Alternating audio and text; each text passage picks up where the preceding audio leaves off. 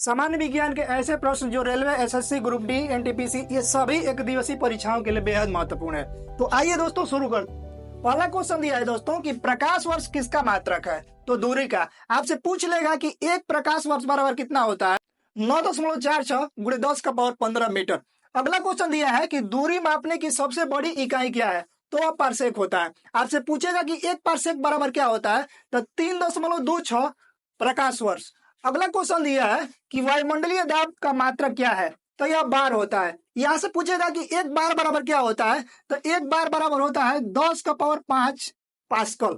अगला क्वेश्चन दिया है कि बल का एसआई प्रति में मात्रक क्या होता है।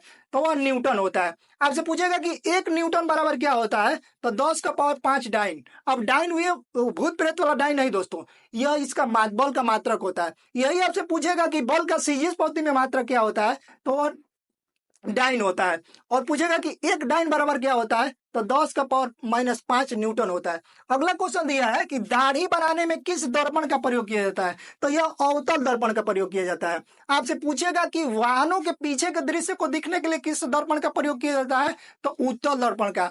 अगला एक और क्वेश्चन पूछता है कि जो दंत चिकित्सक होता है यानी कि जो दांत का डॉक्टर होता है वह किस दर्पण का प्रयोग करता है। तो अवतल दर्पण का ही प्रयोग करता है। अगला क्वेश्चन दिया है कि हाइड्रोजन बम किस सिद्धांत पर कार्य करता है। तो यह नाभिकीय संलयन पर कार्य करता है। अगर यही आपसे पूछ लेगा कि परमाणु बम, तो वह नाभिकीय विखंडन पर। चलिए अगला क्वेश्चन देखते हैं। दूध किसका उदाहरण है। तो दूध यह पायस का उदाहरण है। आपसे पूछेगा कि दूध में कौन सा विटामिन नहीं पाया जाता है। तो विटामिन सी। और यहाँ से एक और क्वेश्चन बनता है कि दूध की शुद्धता हम किस यंत्र से मापते हैं। तो लैक्टोमीटर से। आपकी दूध की शुद्धता पूछ सकता है या दूध का जो है अपेक्षित घनत्व पूछ सकता है। दोनों का एक ही होता है। अगला क्वेश्चन देखते हैं।